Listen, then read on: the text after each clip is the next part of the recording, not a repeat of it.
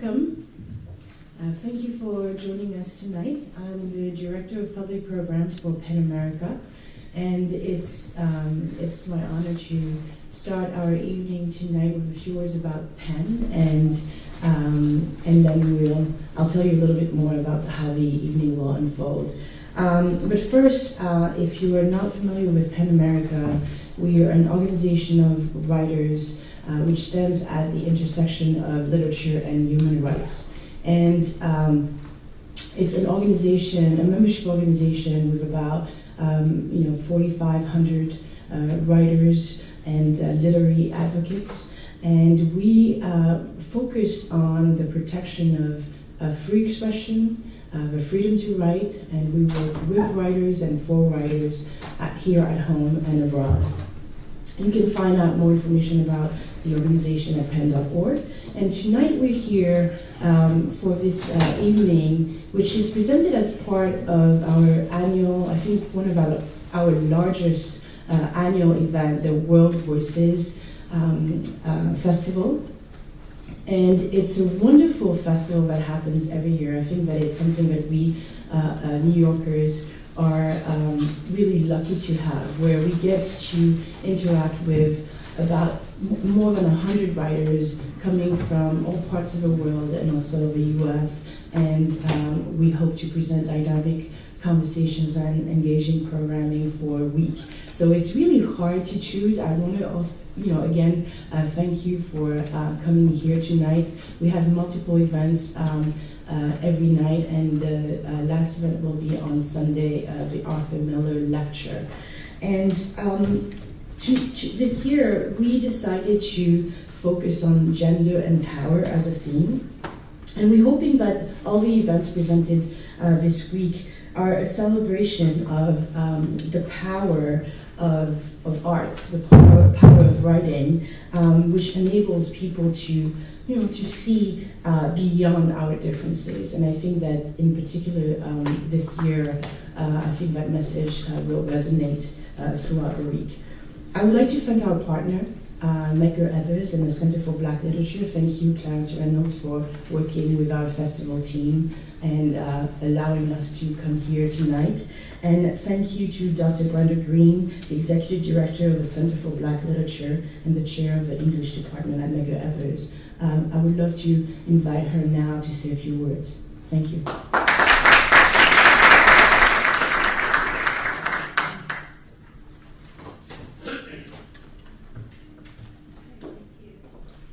Thank you, Clarice, and I'd like to welcome you on behalf of the Center for Black Literature and Medgar Evers College. We're really, really excited to be partnering with PEN. It really aligns with our mission to promote the literature of Black writers throughout the African diaspora. To give this international perspective is really important, and the whole theme around identity is really important. We can't think of identity in a static way now. Identities shift. They're very complicated, but they're, yes, also unique and very universal. So I'm really interested and looking forward to hearing the conversations. And the whole idea of PEN is really essential, as we said, to what is going on in the world now, is making sure that our voices are heard loudly and clearly. And so our writers do that. Our writers are the conscience of our nation. They are the ones, the original griots. They're the ones who make us aware of the importance of not being silent. The Center for Black Literature at Medgar Evers College was founded in 2003. You can visit it on the website. As I said, part of our mission is to support the literature of Black writers throughout the African diaspora. We do that through a major program, our National Black Writers Conference, which is held every other year. We bring together about 60 writers over a series of 3 or 4 days to discuss the issues in Black literature. Our theme for our next year's conference is a gathering of the waters, the legacy of healing and activism in the literature of Black writers, which also aligns with this theme. We also have symposia, we have our writers' workshops, we have a major program with our schools where we bring teaching artists into the high schools and middle schools, and they work with youth to create poems and stories and anthologies, and to really become involved in literature through reading real works. And we also host a radio show that comes on every Sunday from 7 to 7:30, Writers on Writing, where I interview writers talking about their work, their lives, and their crafts. We need your support. I encourage you to visit the Center for Black Literature. We are the only center for Black literature at this point in the country that is still functioning. And we are committed to making sure that we stay alive and ready. I also want to thank our Brooklyn Book Festival partner also for being part of this. So again, welcome to Medgar Evers College. Medgar Evers College was founded by the community and by activists who believed there was a college needed for people in the central Brooklyn area. And so the mission of PEN, the mission of the Center for Black Literature are all coming together and aligning with each other. So this is definitely the place to make it happen. So I enjoy the evening, and thank you.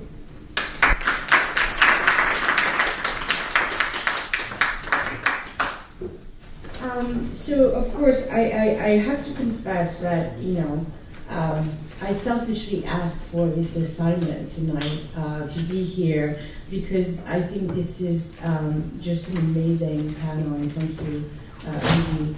And as a woman from the diaspora living now in Brooklyn, I think that we're, as you just heard from Dr. Green, we're in the perfect place to talk about the issues that we'll explore tonight.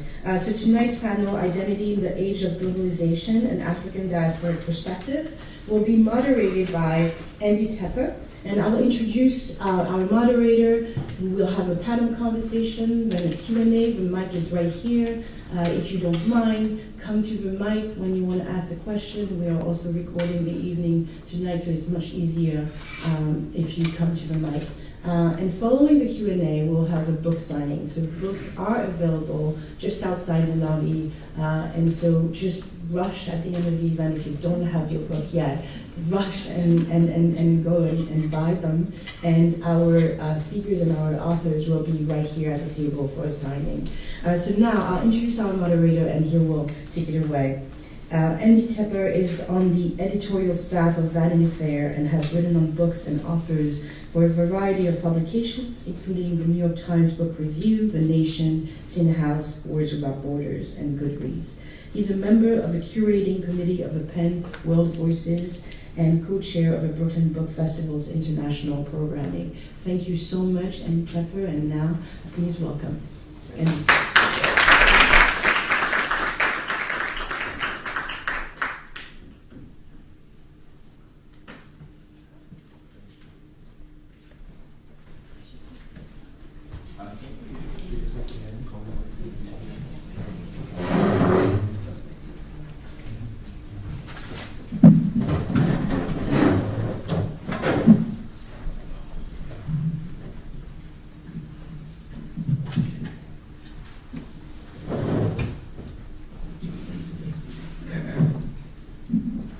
Thank you all for coming, and thank you for the introduction. Thank you, PEN World Voices, Medgar Evers College, Claire, Dr.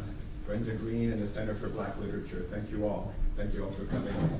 So the idea is to bring 3 writers together here who are from very different countries in Africa, and to discuss, to explore the relationship between their work, themselves, and their home country, or countries, if it's more than one. And I guess we'll also discuss the idea of Africa, whether Egypt is, as you said, relationship to the country, to the continent.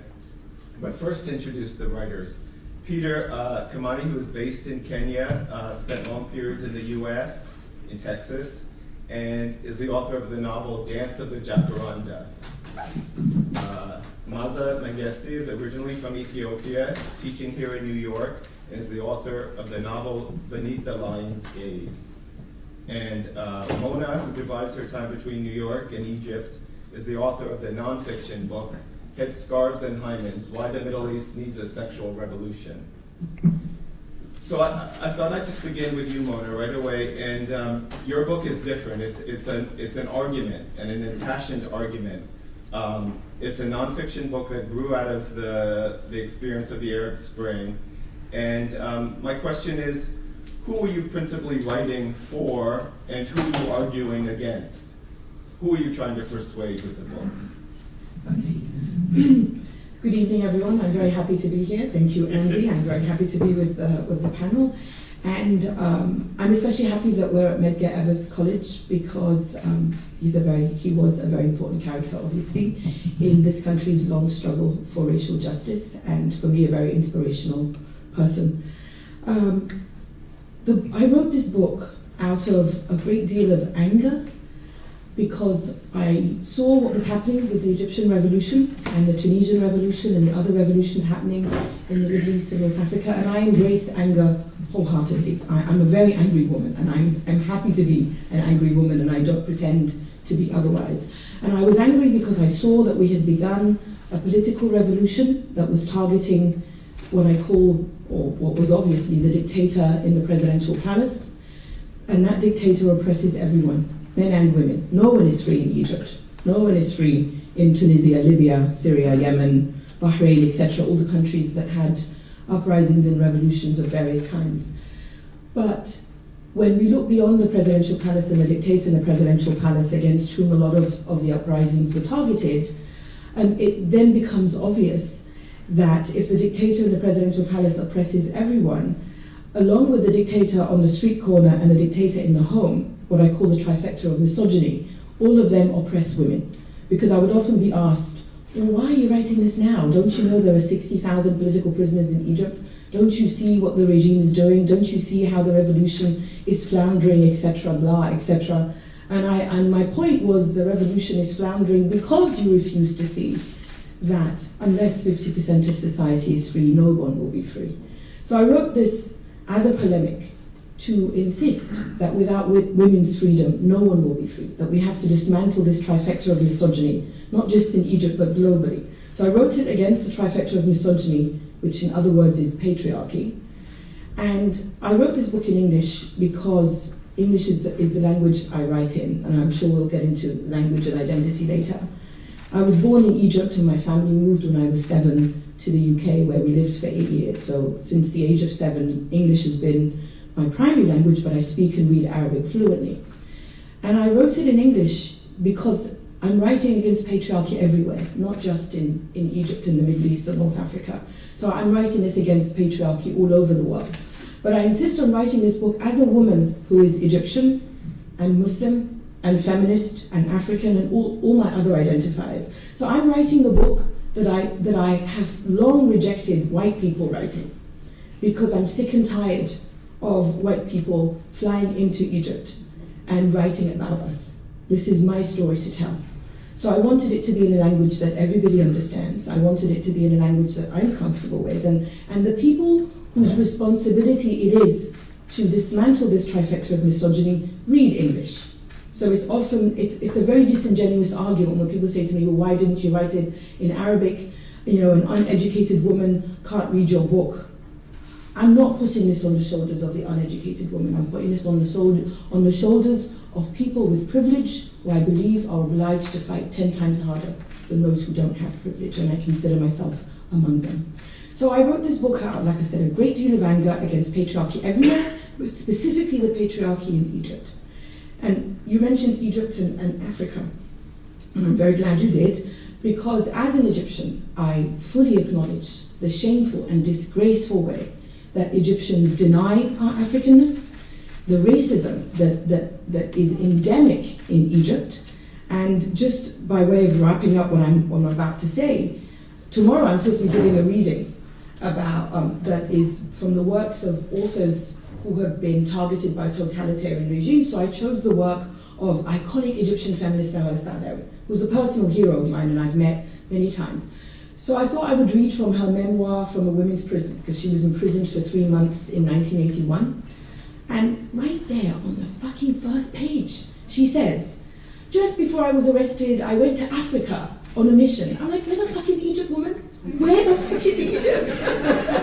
Egypt is in Africa. So one of the things that I'm also doing in the book is that I'm also increasingly referring to the work of Black American feminists to help me straddle all of this, to help me create the bridges, and to help me conduct, the double, triple fight that I must conduct as an Egyptian, as a Muslim, as a feminist, and as an African, and also as an American, because Black American feminism has been pivotal in in fighting against racism, in fighting against misogyny, and in for me as a Muslim, in fighting against Islamophobia as well. And I hope to talk more about why I identify as an African, later.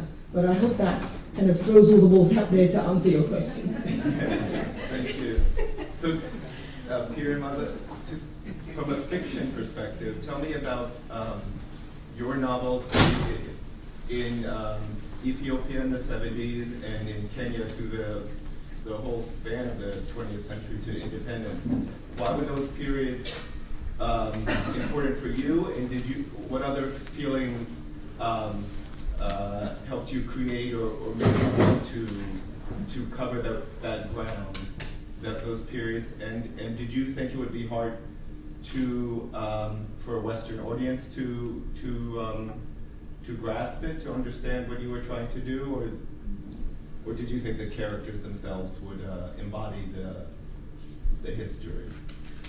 I will, first, it's really good to be here and wonderful to see some familiar faces and some new ones also, and to be here with all of you. Maybe the first question you were asking, which was why this period, the 1970s? Yeah. In Ethiopia, why did you focus on that period? Choose to do that? It was, I lived in Ethiopia during the beginning of this revolution that I write about. So I had these memories in my mind. I've always had them, and I could not quite get my family to answer questions about how it was possible that I remembered certain things, certain moments of soldiers and my family. And usually they would just tell me, don't talk about it, don't think about it, or go ask your father, or go ask your mother. And so I never had those questions answered. And in the process of researching what happened to in Ethiopia at that time, I became more interested in actually putting some of my memories down and working towards a book.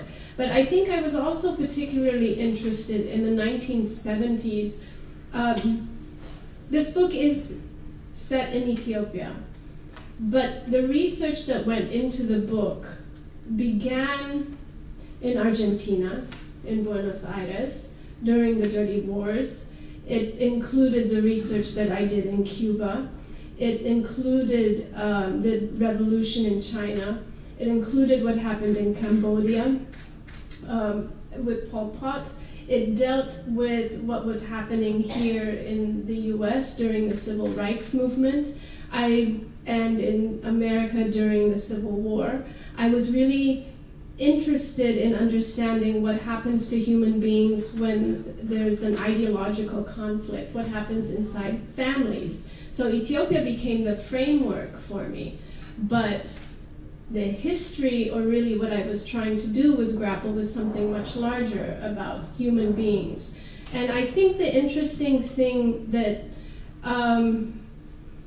some of the responses that I have sometimes received from an American audience is, my God, it's shocking what people will do to each other. We're at Medgar Evers, and we don't really need to reach that far back in history to understand what people do to other people that they think are different from them. But I was also writing this during the moment that the Abu Ghraib photographs came out.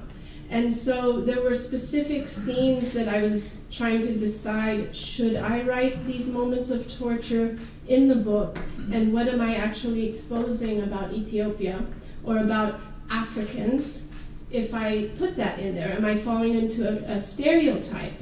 And those photographs came out, and you know what? This is an American story as much as anything else. There were, specific things that are in the book did not necessarily come from Ethiopia, but came from what American soldiers were doing to the prisoners in Abu Ghraib and Guantanamo.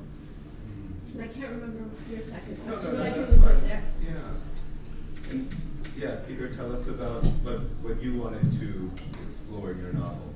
Right. Well, I'm very happy to be here tonight. I know it's repetitive, they have said it, but I need to say it as well. And I'm glad you could also make it. So my story is the Kenyan story. Yeah.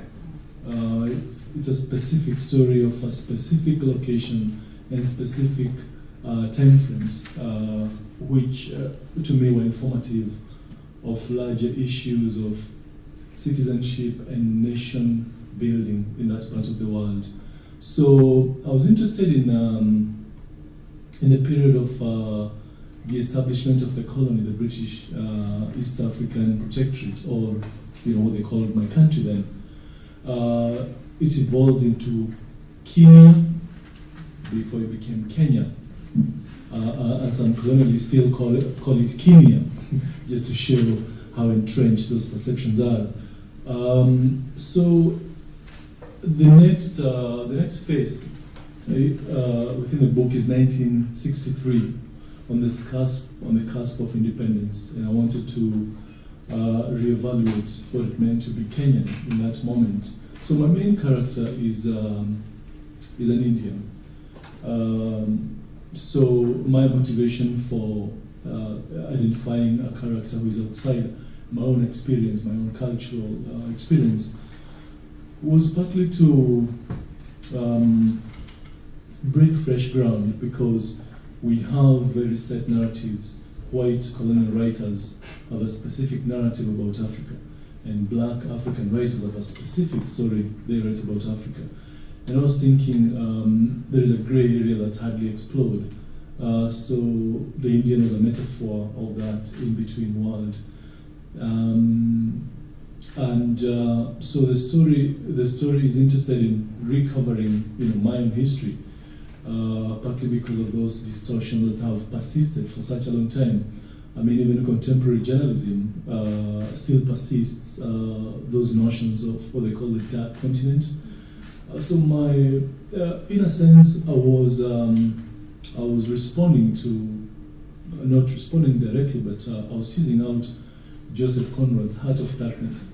So the controlling metaphor that informs the story from the beginning to the end is to bounce off light and darkness as an exploration of colonialism. It was supposed to bring in, shed light on a dark continent. And so Western colonialism, or British colonialism, was supposed to achieve that. But through the story, we reevaluate colonialism as a dark chapter in our history, and also expose the dark secrets that some of the colonials harbor within their own lives. Yeah. So as to whether it will appeal to an American audience, I didn't really think about that when I was writing it. I was writing for my doctoral thesis. Most writers might worry about the audience, but then I wasn't as worried as that. I had a PhD to finish, so that's my primary concern. Maaza, were you responding or writing, responding to other books about Ethiopia, other writers on Ethiopia? Did you feel Yeah,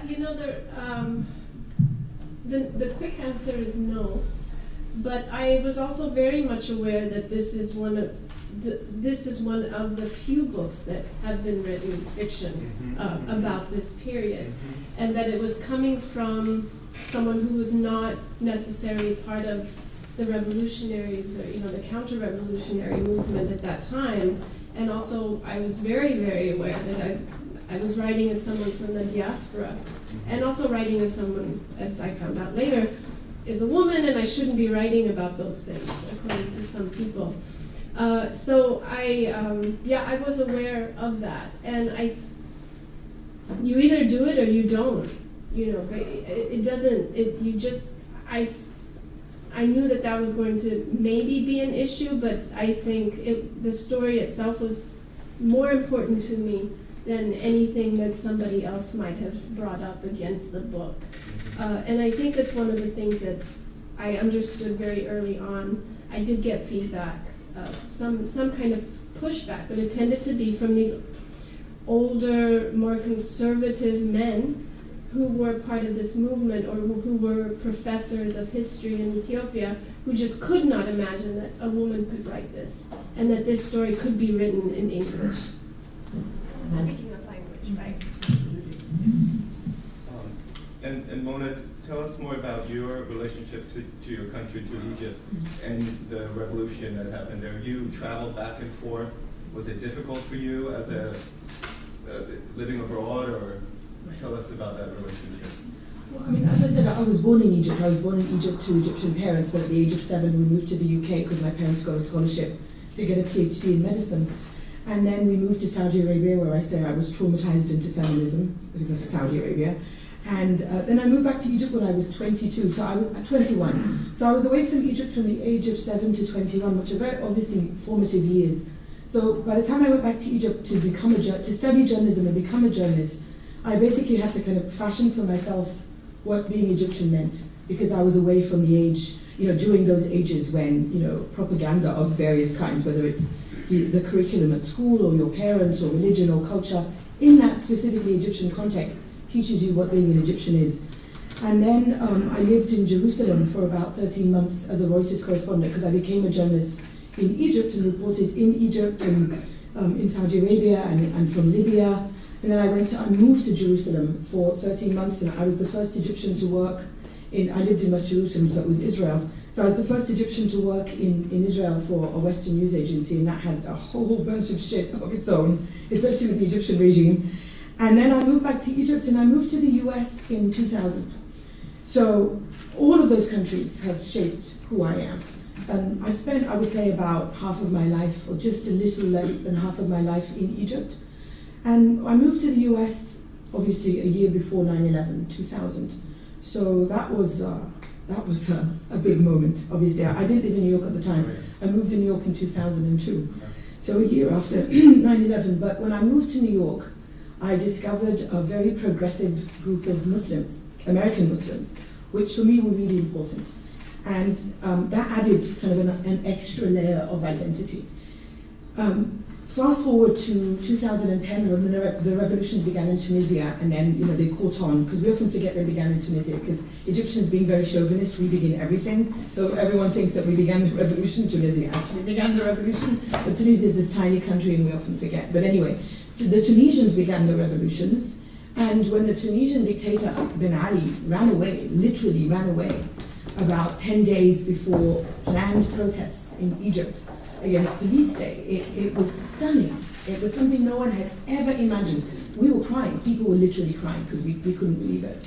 So when the revolution began in Egypt, I was in New York, and quite honestly, I couldn't afford to go back to Egypt. I'm a freelance writer. I couldn't afford to just buy a ticket and move back to Egypt. So I did what I could here through media. So I was doing the revolution via the media.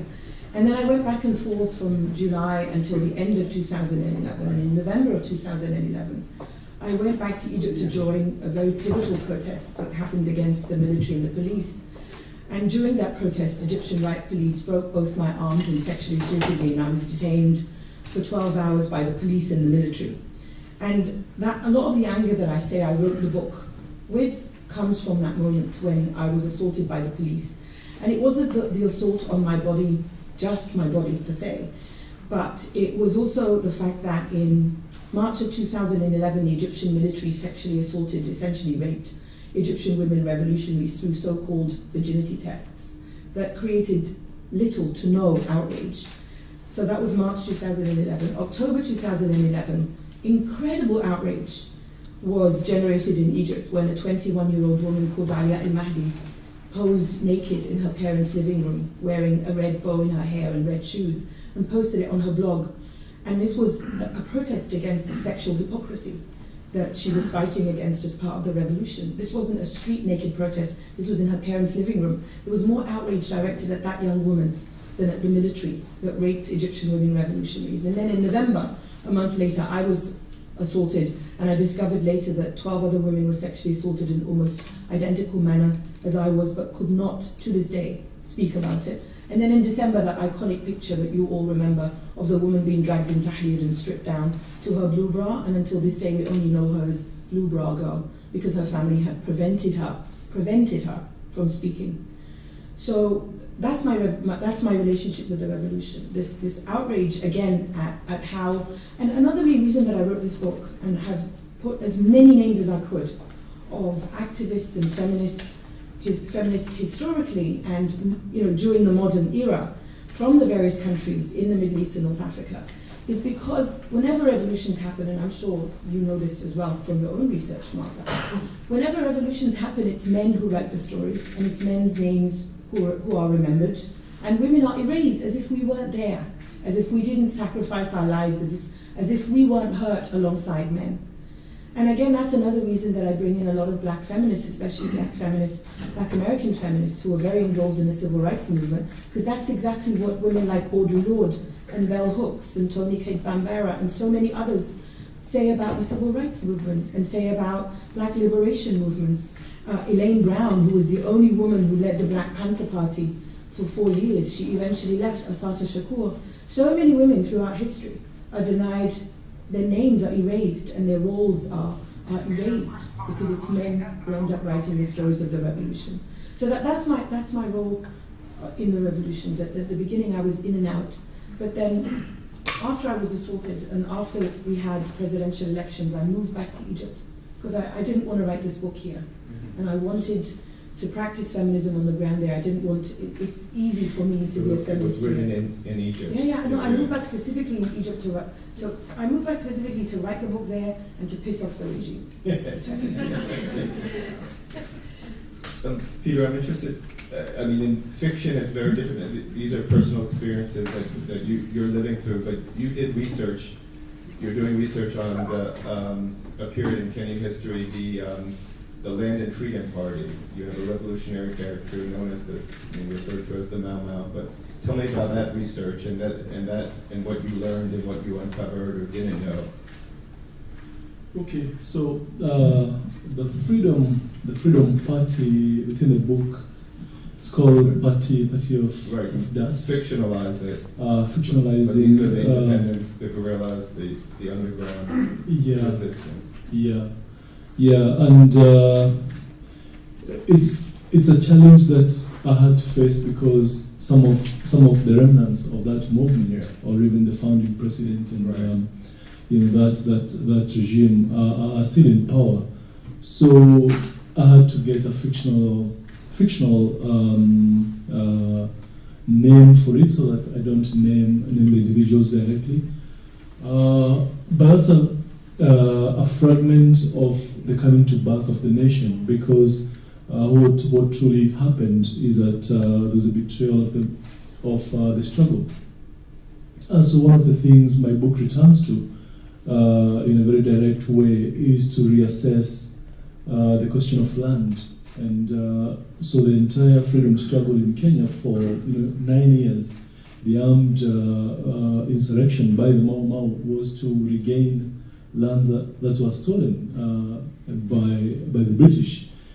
And what transpired after 1961 was that the political elite legitimized the theft by saying they would recognize all title holders.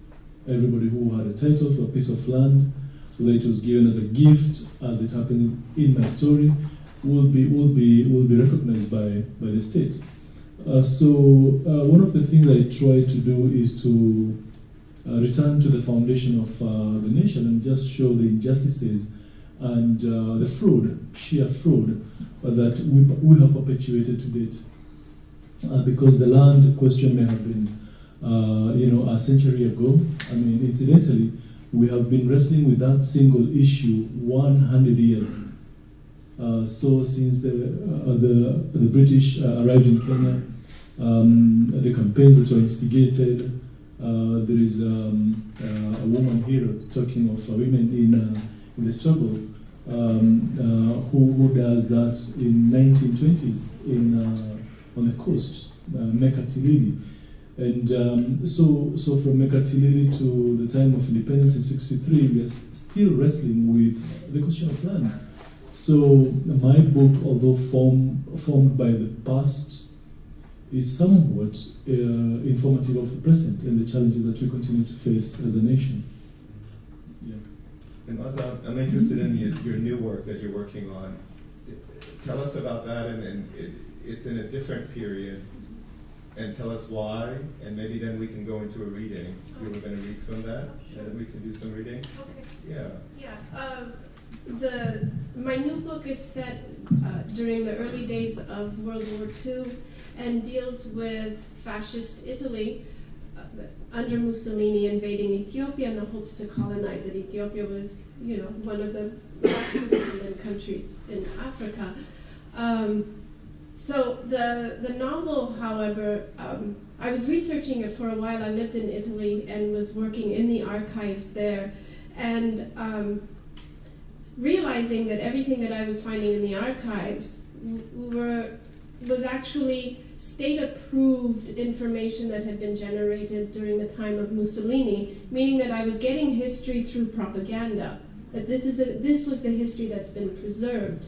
And it wasn't really telling me anything. And of course, it's skewed when you look at the language of it and the way that Ethiopians and black people, Africans, were depicted.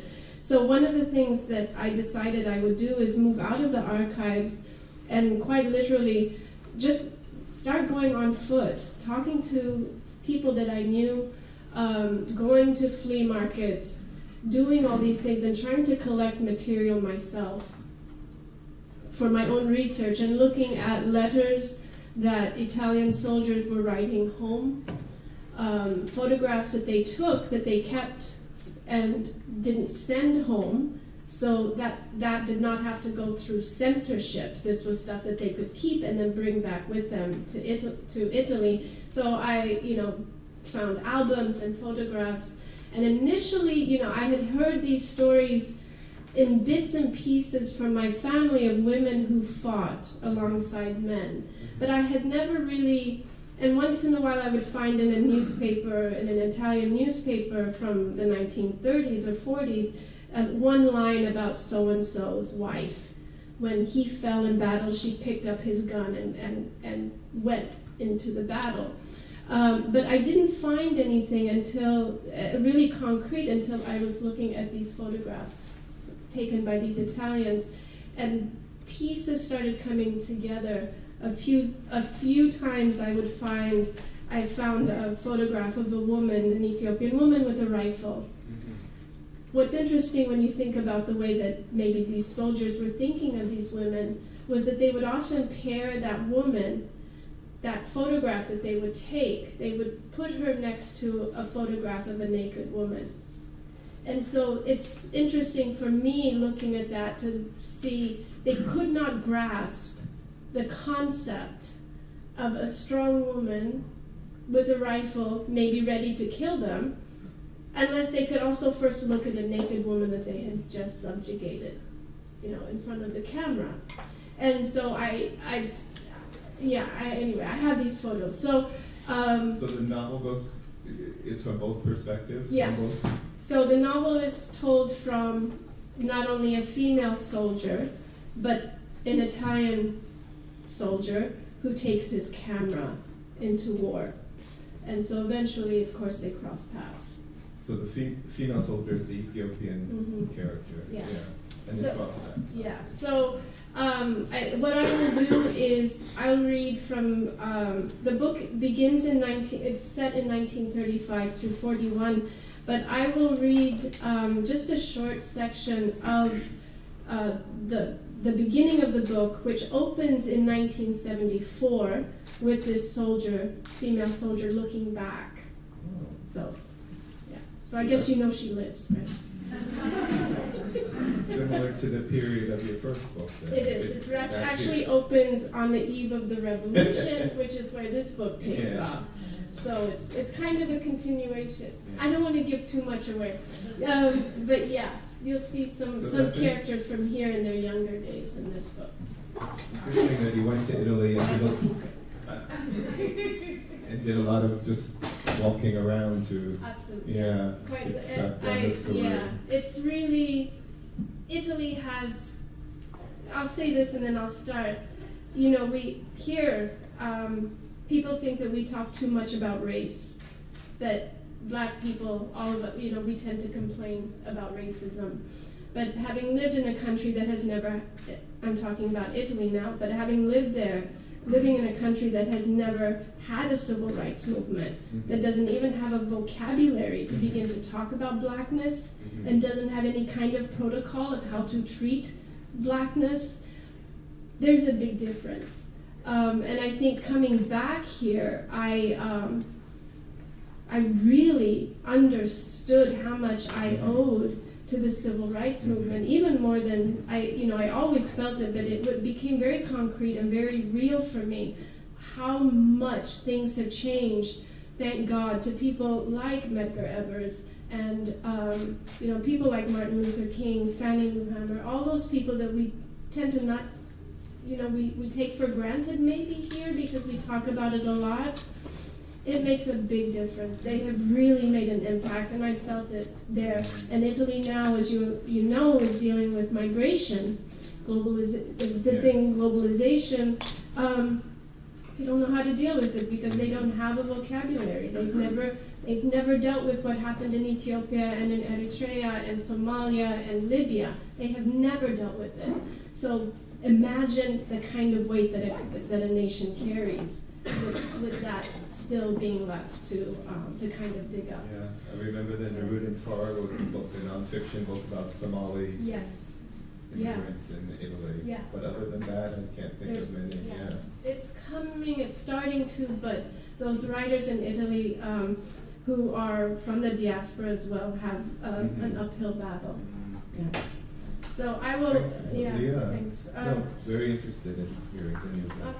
Thank you. So this opens in 1974, and that's all I'll say. She does not want to remember, but she is here, and memory is gathering bones. She has come by foot and by bus to Addis Ababa, across terrain she has chosen to forget for nearly 40 years. She is 2 days early, but she will wait for him. Seated on the ground in this corner of the train station, the box on her lap, her back pressed against the wall, rigid as a sentinel.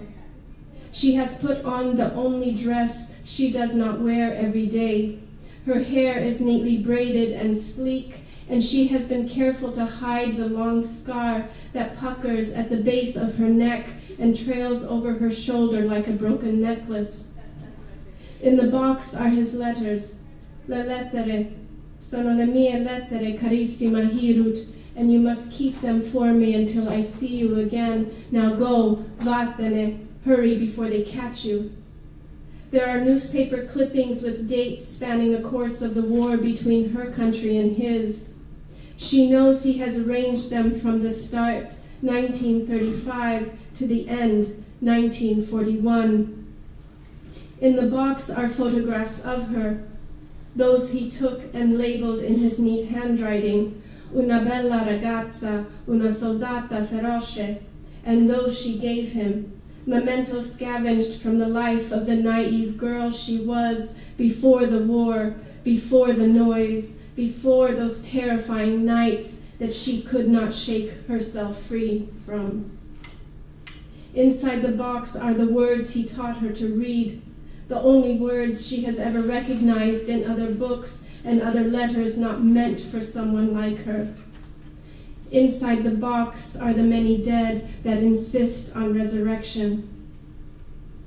She has traveled for 5 days to get to this place. She has pushed her way through checkpoints and nervous soldiers, past frightened villagers whispering of a coming revolution and violent student protests. She has watched while a parade of young women raising fists and rifles marched past the bus taking her to Dobra Marcos.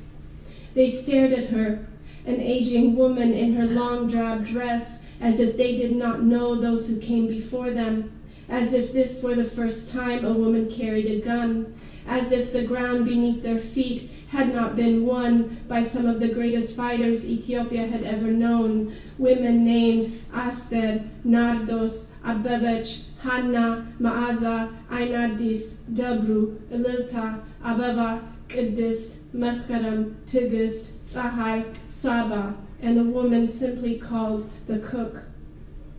He murmured the names of those women as the soldiers marched past, as the students marched past, each utterance hurling her back in time until she was once again on ragged terrain, choking in fumes and gunpowder, suffocating in the pungent stench of poison. She was brought back to the bus, to the present, only after one man grabbed her by the arm as he took a seat next to her. If Mussolini couldn't get rid of the emperor, what do these students think they are doing? Hirut shook her head. She shakes her head now. She has come this far to return this box, to rid herself of the horror that staggers back unbidden. She has come to give up the ghosts and drive them away. She has no time for questions. She has no time to correct an old man's pronunciation. One name always drags with it another. Nothing travels alone.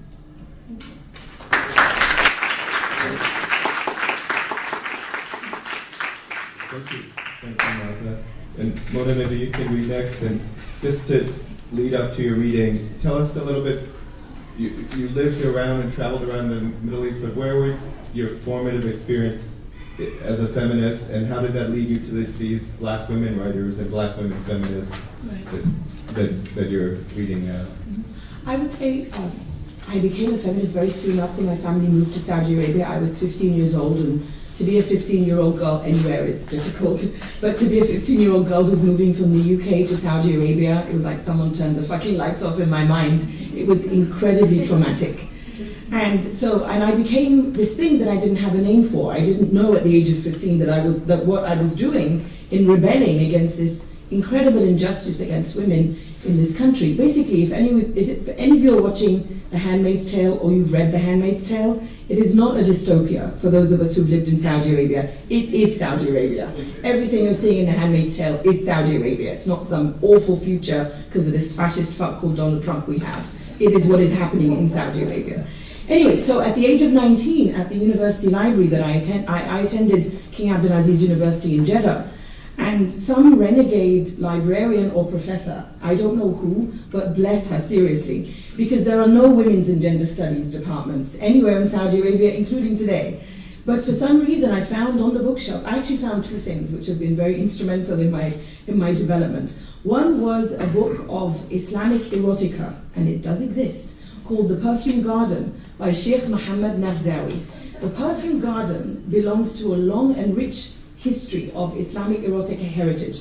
I hate comparing things between different countries, but this doesn't involve any white people, so I can do this. It's like the Kama Sutra of the Islamic world. I hate it when they say Maaza Mengiste is the Simone de Beauvoir, that's why I reject those comparisons, but this is like our Kama Sutra, and there are many other books. And this book, The Perfume Garden, begins with thank God for the cock, thank God for the cunt. And then it goes on to list like 70 sexual positions for men, only about 45 or 50 for women. I mean, this wasn't a very feminist track. This is, 10th century Arabia. But anyway, so that I found on the bookshelves in my library, and I was like, wow, this is not something you're taught. And I write a lot, intentionally a lot, about sex and sexuality and queerness in my writing now, and I will, my future books are focusing on that. And then I found these amazing feminist journals. And in the feminist journals, I found women from my faith and cultural background. So I found women like Maaza Mengiste. I found Moroccan sociologist who passed away 2 years ago, Fatima Mernissi, who also wrote, as a feminist. And they gave me the word feminism. And I was terrified when I discovered these books and journals, because I understood that they were going to undo something I could never put back together, and which didn't deserve to be put together, because my goal here is fuck the patriarchy. I am not be putting it back again. I am dismantling it. So those were the women that gave me the word feminism. And then I went, I found some what we now call white feminism. So Kate Millett and others. And they disturbed me in a whole different other way. I didn't find the complexity and the challenges to the patriarchy I was fighting in those books. And then when I discovered the work of Bell Hooks, Audre Lorde, like I said, I'm about to read from Toni Cade Bambara's work, that really brought home to me the multiple struggles that women of color and black women have. We all obviously fight patriarchy, but I'm not fighting just misogyny. As I said, I'm fighting misogyny, I'm fighting racism, I'm fighting Islamophobia, homophobia, classism, ableism, a whole bunch of isms. And yesterday at a panel, and I said this already at the PEN event, I was on a panel called about women's sexual liberation, and I was the only woman of color. In 2017, New York City, I should not be the only woman of color surrounded by 4 women talking about women's sexuality and liberation. So this is why black feminism is important. This is why the feminism of women of color like Gloria Anzaldúa and Cherry Moraga and the Bridge I Call My Back and so many other foundational texts of feminism that have made me the woman I am today are important. So I'm going to read from an essay that Toni Cade Bambara wrote in 1969. And it's incredible that she wrote this in 1969 because it's so relevant to what is happening today. Is it from a book of essays? I know her fiction, but I don't know the nonfiction. Yes, it's from an anthology called The Black Woman. Uh-huh. And one of the things I did during Black History Month this year, so in February, was I compiled a list of, it was up to 30 books. I mean, February's only 28 days, I know, but I compiled a list of 30 books by black feminist authors to show that, these books exist, including this by Cade Bambara. Okay. Hold on, I gotta go back to the beginning here. Okay. By the way, is your book now in gender studies classes in the Middle East? I've been told it is. Yeah? Yes. Yeah. It has yet to be translated into Arabic because nobody wants to, and it's banned in many places. And so an Egyptian woman told me she tried to buy it at a bookshop in Cairo, and they told her no. It's on the list of books we can't bring. Mein Kampf and Headscarves and Islands. I was like, my God, Hitler and me, fabulous company. Did you know you wanted that title from the beginning? Oh, I chose that title. Yeah. For a long time, the reason it's called Headscarves and Hymens is because I believe that as Muslim women, we're constantly stuck between the paradigms of what's on our head and what's in between our legs. And as Muslim women, we're much more than that. So my goal in life, other than writing about sex, sexuality, queerness, and fucking the patriarchy, is to complicate the image of Muslim women. Okay, I should shut up and read now. Okay.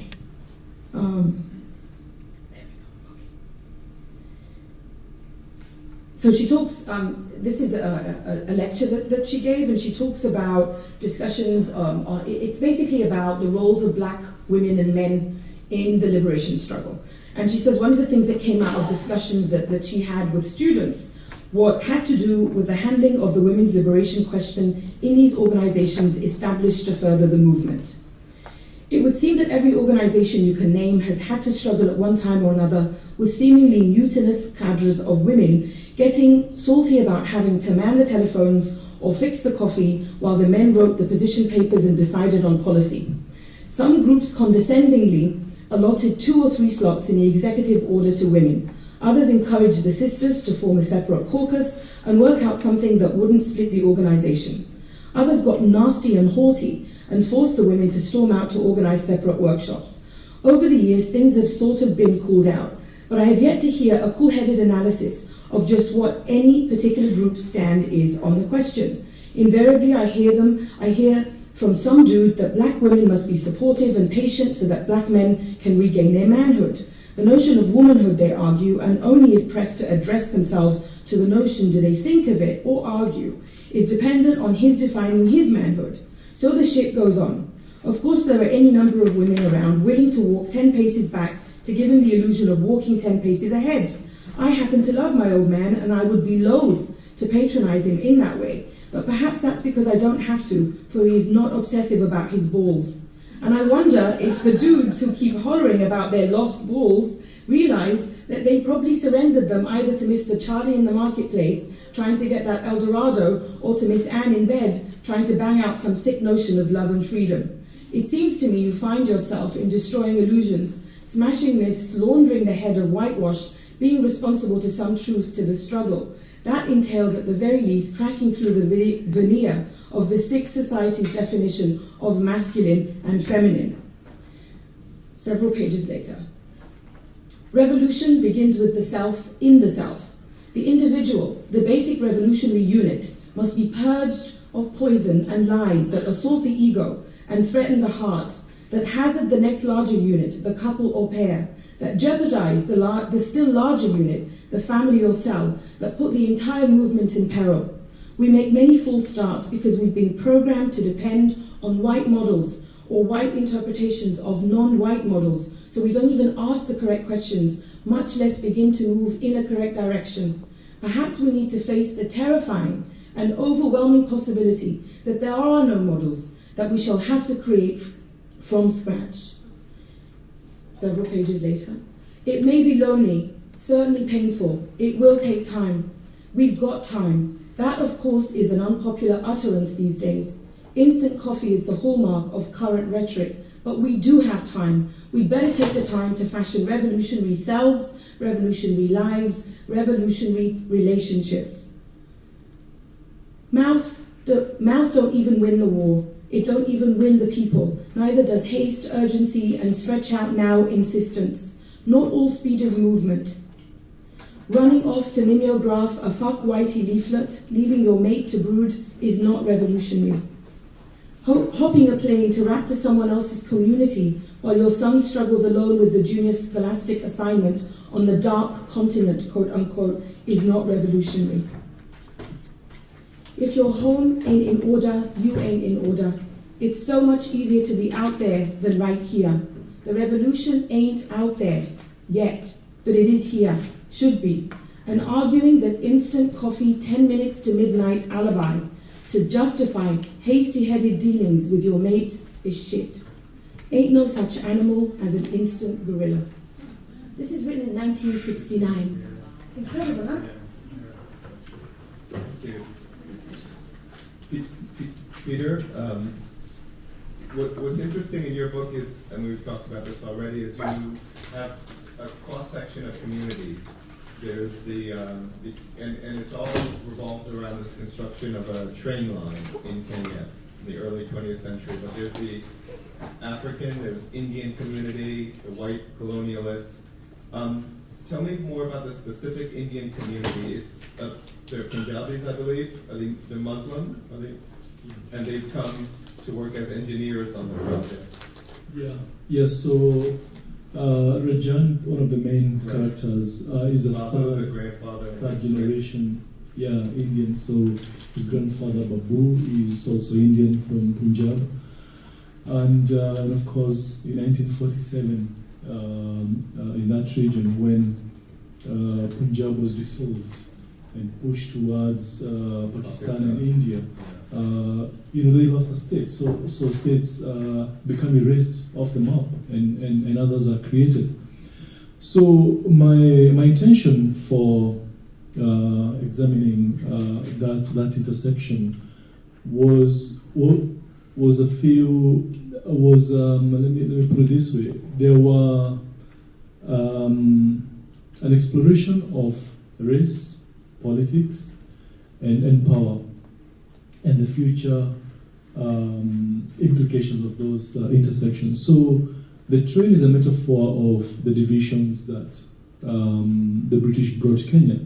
They have compartments, first class and second class and third class. And that becomes almost like an experiment of the larger division or segregation that they enforce.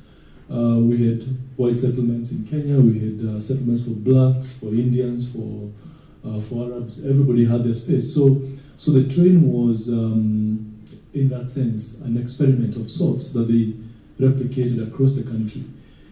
Then the other aspect of the train that I found meaningful as the drive for the story was that it was the literal construction of the rail that annexed the colony. And this starts at the Indian Ocean and goes all the way to Lake Victoria. So availing a vessel that ships off everything that the land can produce. So when slavery was banned in Europe, they found there was still another way of getting to get people to work for free. Of course, they had all manner of sanctions. For instance, Africans, especially the Kikuyus, had to wear a badge indicating where you're from, in your village, and if you had paid tax. It used to be called hat and paw tax. So every household had to pay a tax. And of course, the Mau Mau insurrection was partly a response to those repressive measures. So the train is also seen in some discourses as a symbol of progress. So it is a destructive force, but also it is, to Western scholars, it brings prosperity and transformation to the country. So it was multi-layered metaphor, but then it also brings different races together. So Indians and Africans and Arabs and the Brits are all joining hands to build it. So what I finally, when people read my story and some will drop an email, some of the surprises is that most people outside of this world don't even know there was this kind of segregation in Kenya. In fact, they seem to be surprised. So that tells you colonial history is so entrenched across the world that real stories of the people have to be excavated and shared. And one of the main black characters in the story, the drama, is called Nyundo. Nyundo symbolizes the burial and resurrection of that memory. He's a folk historian, and his story is shared. He's told by word of mouth and by playing the drum, contrasting archival material in colonial libraries, perpetuating the misconceptions that were founded or that were utilized to found the colony and sustain it for 70 years. Yeah. And what passage are you going to read from what part of the novel? Okay. Unfortunately, there are only two profanities in nearly 350 words. So, trying to keep up with Mona? So, just a warning, I cannot, unfortunately, for the love of me, I cannot find 2 profanities in 100,000 words. So that may take us a whole night. So I'll look for a segment that speaks to the story, which is about dance, it's about music, and music is a unifying force. That's one of the things I hope to explore in the story. So this is early in the book. I'll give you, early in the scene book. at the hotel. Yeah, 1963. And Rajan is the main character who is performing this act. Rajan let the instruments play on. The squeak from the keyboard, the wail of the guitar, and the throb of the drums building into a frenzy. He yanked the microphone from its stand and walked to the edge of the platform as dozens of hands rushed to greet him. He crooned in a low, mournful voice. Baruana kutumia, nikufunze ya dunia, usije ukaangamia, ewe wangwe, ewe nawe, uwe wangwe. Thank you.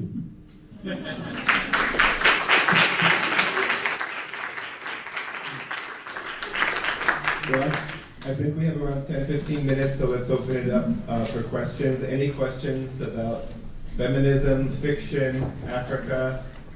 anything for the three writers, just come up here to the microphone if you can. I'm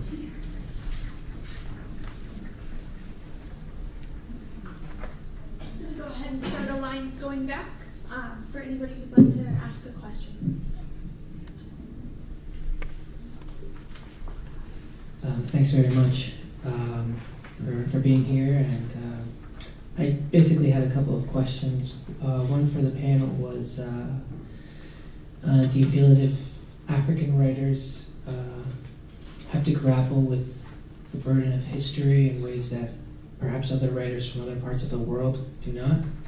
And then my last question for Maaza was, when you read about the revolution and the Red Terror that followed in Ethiopia, were you surprised, by some of the pushback that you talked about from the literary and academic old guard?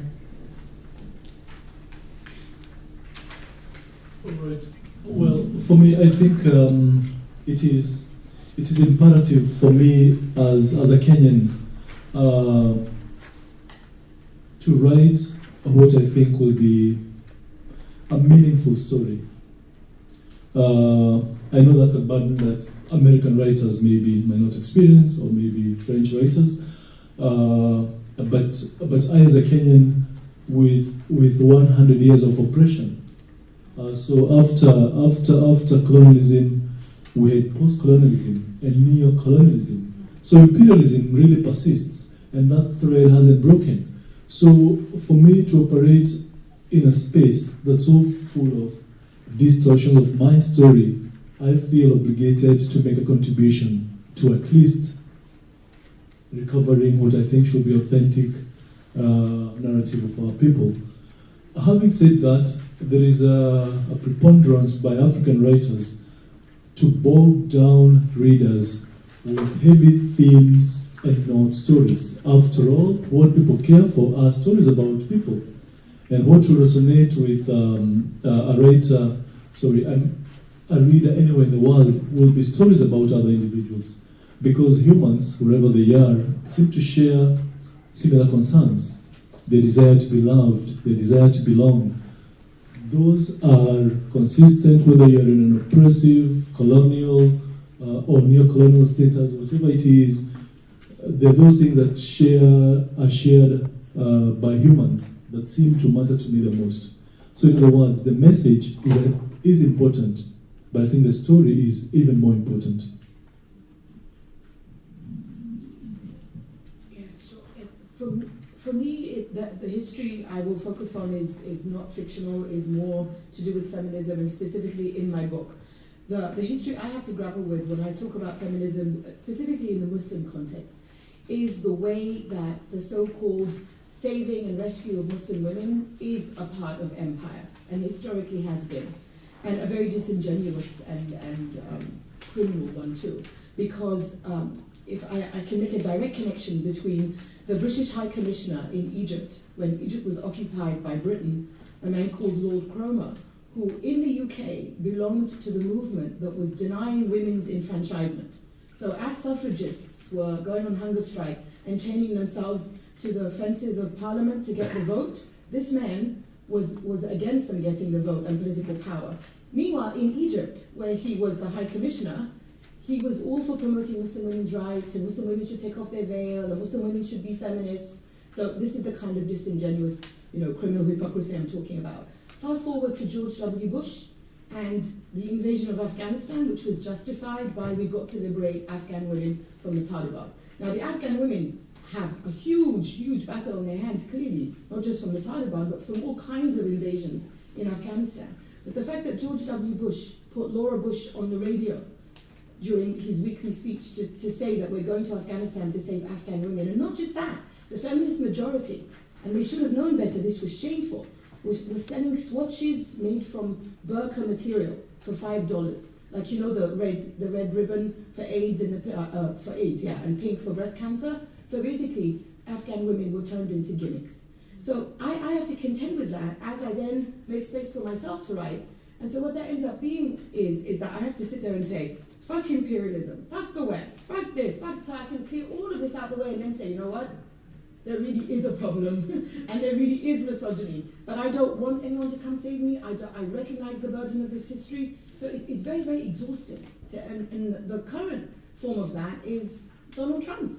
The fact that he's using for the Muslim travel ban so-called honor-based, honor crimes, where he's saying we're going to monitor crimes by Muslim men. So this is another reason now to say white women in the US from now brown Muslim men. So this is the kind of history that I struggle with in my work.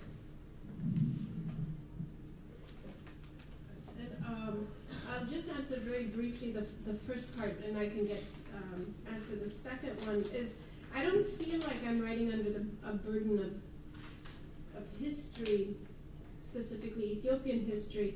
I feel like what I'm investigating is if that's the thing, I'm really looking at human beings. I'm looking at this, if there's any kind of history, it's a history of violence, and the way that we begin to talk about it and react to it that I've been working or approaching in every book that I write. So Ethiopia becomes a framework to really speak about how we write and address violence in societies.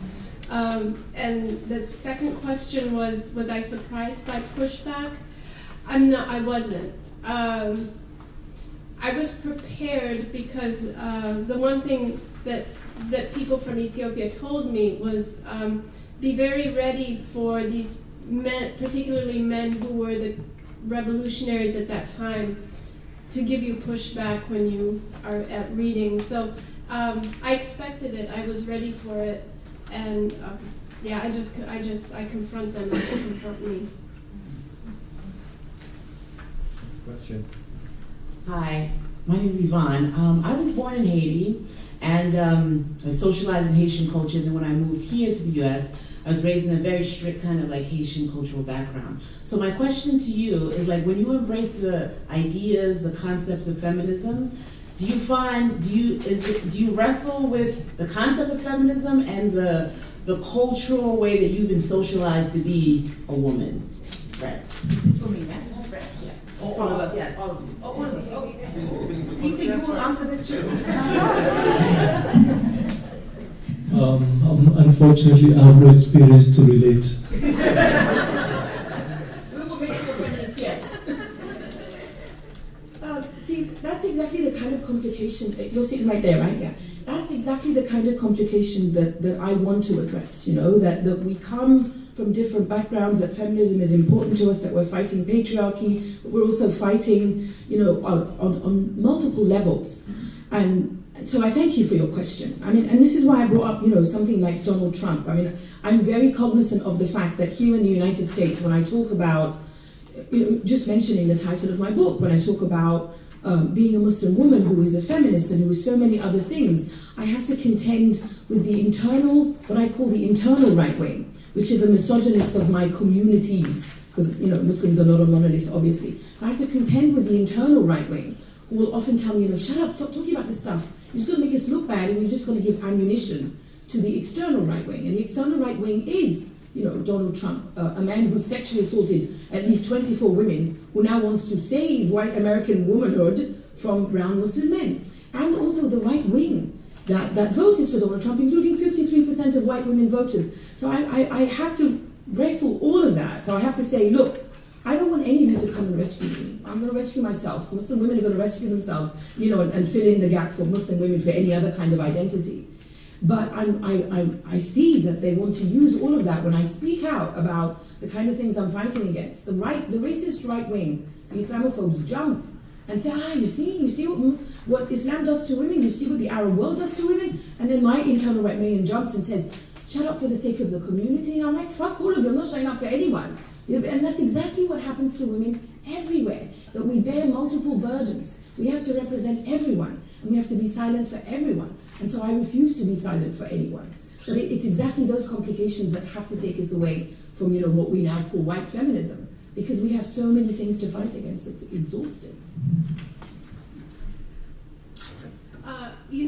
Speaking of the kinds of complications, I would call the women in my family, I would call my mother, I would call my aunts a feminists in the sense that they were constantly pushing back against the patriarchy. and would always encourage me and my cousins, to do what you want. Don't get taken in by this idea that women cannot do this or this. However, in the home, it's a completely different thing. Maaza, don't smile don't show your teeth. Why are you laughing like that? Oh my God, you're going where? Dressed like that? So it was dichotomous to me, and I think that is something that thing, Mona, what you read from Tony K.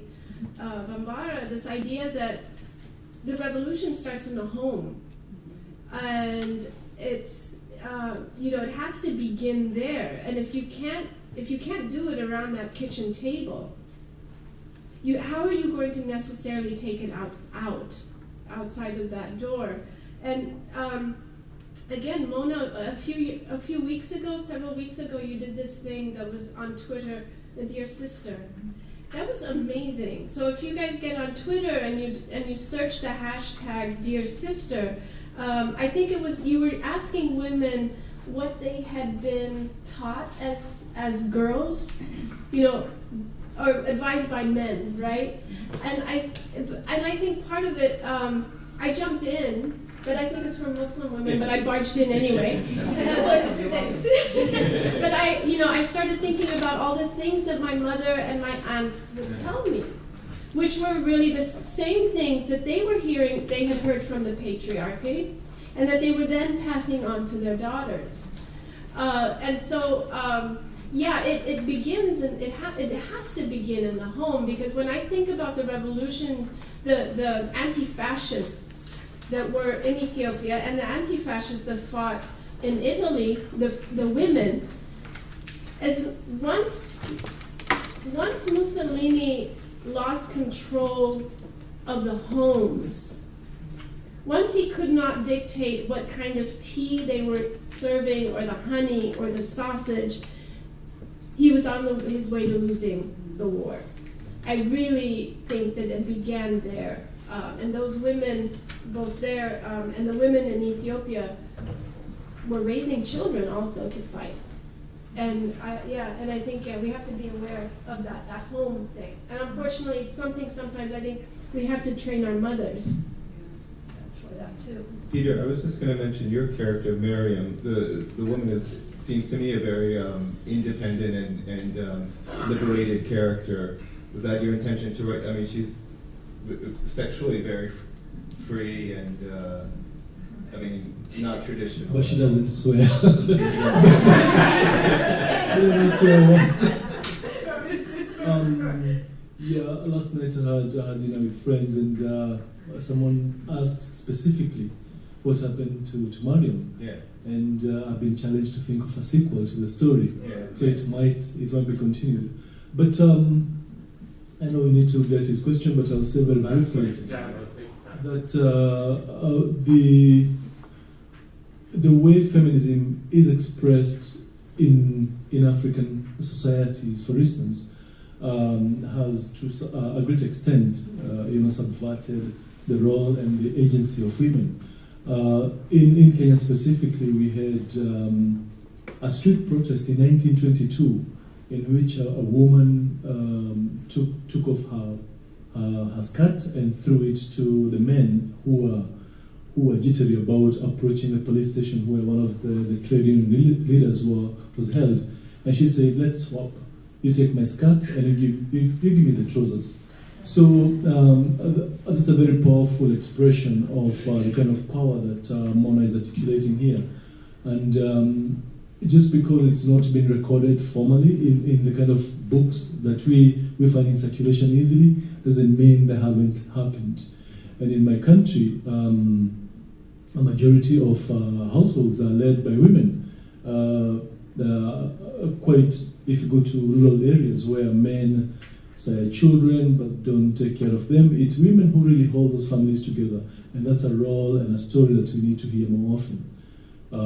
Maybe with a little more fire, as Mona So let's get to the Last question of the day, and then Thank you. Yes, my name is Ralph Sewell, and first, thank you for your work as cultural warriors and for sharing yourselves with us tonight. I'll try and withhold my usual discomfort when I hear people talking about my youth as history. But as a consequence of that, I was very fascinated, Sister, with your comment about the Italians having no language for blackness. If my spirit is anything, it is a linguistic determinist. And looking at that period of time from our involvement in civil rights and pre-civil rights till now, from Negro to African descendant, the idea of a language of blackness has been one central theme in the struggle. And I'm fascinated when you mention a language of blackness in Italy. I become curious. A language of blackness in Ethiopia, a language of AU in Ethiopia, a language of blackness in Kenya, a language of the AU in Kenya, and again in Egypt. It seems to me that for all of us of the diaspora, no matter how immediately removed, the question of a language to define ourselves as citizens of the planet in that particularity, which is our own experience within the diaspora, is a very critical discussion that we should all be having. And I would really appreciate just listening to the three of you riff on it a little bit.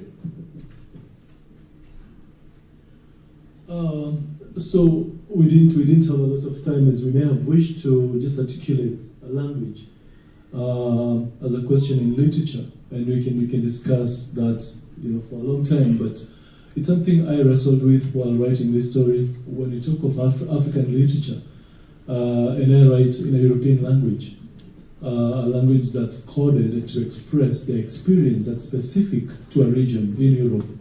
What is that? What are the implications of that, and what's lost in this translation between the moment I conceive my experience in my language and interpret that in English? So I have experimented in my book with literary indigenization. I've also incorporated African storytelling tropes as part of my way of stamping this as a Kenyan story. First and foremost, it's a Kenyan story. So narrating an experience from an African perspective, that's very important.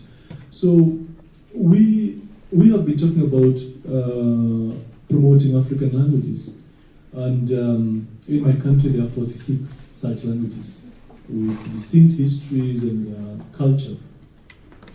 But you don't seem to be providing the infrastructure to support such an ecosystem, so that there is a school curriculum that requires these books in these languages, and then writers will be able to produce, because these books have to be commercially viable.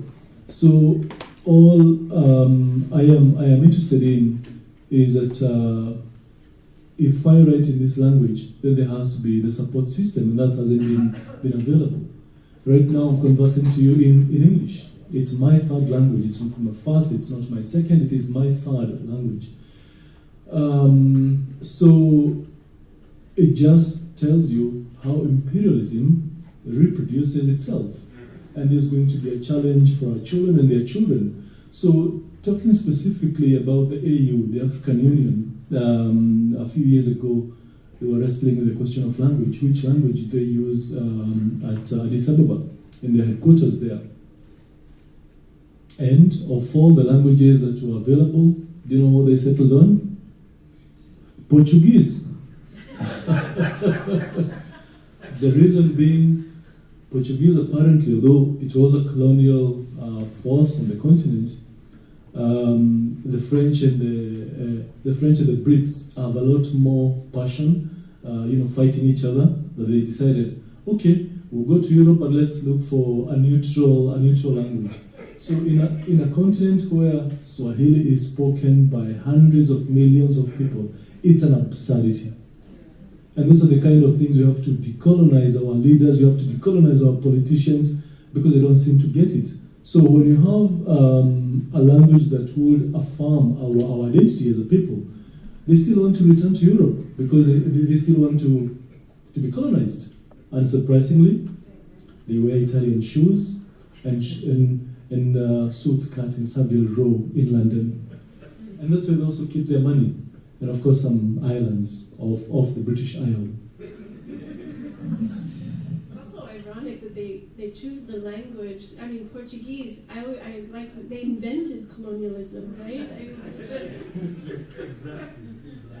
But very briefly, with your question about language of blackness in Italy, when Italy was unified in 1861, there was a saying that said, abbiamo fatto l'Italia, adesso dobbiamo fare gli italiani. We have made Italy, now we have to make Italians. And so, because Italy it's all these different regions that spoke basically different languages, so they had to create a unity. I mean, quite literally, they've now had it on the map. But what happens, and I think this is also something to think about in terms of the way that nations are created, the way America was also created. But in Italy, the definition of what makes an Italian in 1861 was based on skin color, right? They're all Italian. They had the same shade. So now you have people who have migrated there. You have second or third generation African diaspora who are born there, and there is no vocabulary, quite literally, to equate Italian and black. I was really talking more about the language of Africanness, the language of blackness in Ethiopia, and how Ethiopia sees itself within the context of the continent and of the diaspora and the AU as a part of the African family. And what that language, some of the nuances of that language. Oh, that's a loaded question. I know. I would have asked it otherwise. Well, I mean, I can speak for myself. I can speak for. Let me tell you about the experience of my mother and my parents coming here. I've grown up here. I understand well the history in which I've stepped into and walking in very proudly, coming from a country where the divisions in Ethiopia has very stark divisions that are based on class and now also ethnicity, and where everybody looks like you, everybody is Ethiopian, or they might be Somali, or they could be Sudanese, or they could be Egyptian. There's not that sense of, well, they're black and I'm not, or they're white and I'm black. It's based on, is that what I'm? In relationship to the continent, for myself, there's a very real sense of being of African descent, of having a relationship not just to the culture here, but to the continental culture. And so I'm wondering, how does Ethiopia see itself as a nation within a broader African reality, an African community? I think it sees it as part of it. I mean, I think it sees that. I mean, I think but I do think that your question brings up something very interesting, and I think that there is, and I've seen this kind of, I think it's a false assumption that that within, how do I say this? That if an Ethiopian were to go, let's say, to some other country, let's say Nigeria, that because it's part of the African continent, and because they are both, a Nigerian and an Ethiopian might be both African, that there's not a sense of acclimation that has to happen, and there's not a sense of culture shock. And I think the same thing happened. I come across it again and again, this idea that saying that someone is African, that someone from the East or someone from the West or North and South could travel from one country to another and not really have any kind of, I should keep it more shock. aspirationally than anything else. Yeah. Because I think the AU is really an aspirational reality. And so the question is... I mean, it's, as you know, you can, but the And tensions then there we'll would just be... wrap it up. Yeah. But I think that brings up Yeah, more conversation that we can very, continue. very briefly, I can just add that the location of the AU in Addis Ababa was partly, historical. We are looking at Ethiopia's place in decolonization efforts of Africa. And specifically, this country, Ethiopia, was never colonized formally the way the British came to Kenya and occupied. Of course, the Italians invaded in 1935. Yeah, Mussolini wanted to go and avenge for his humiliation in Europe. You see, that's what they do. When they're humiliated in their own continent, they rush to where they can flex their muscles. So anyway, and they were humiliated in the Battle of Adowa. What I wanted to tell you is that there is a recognition in African politics that Ethiopia has that special place. As to whether they're able to rise to the occasion and illustrate leadership when needed, that hasn't been always the case. But there were moments, I think, in the 70s, 60s actually, when the former president, Haile Selassie, devoted lands to people of African diaspora. And some people in the Caribbean actually went there, even some Britons went there. So Shashamane is there as a symbol, perhaps, of the kind of vision that we are articulating here. So we're making some strides, maybe not as fast as they should, but the thought is there, and I think the desire is there. What we need is the political will. Can I say something very quickly about Egypt?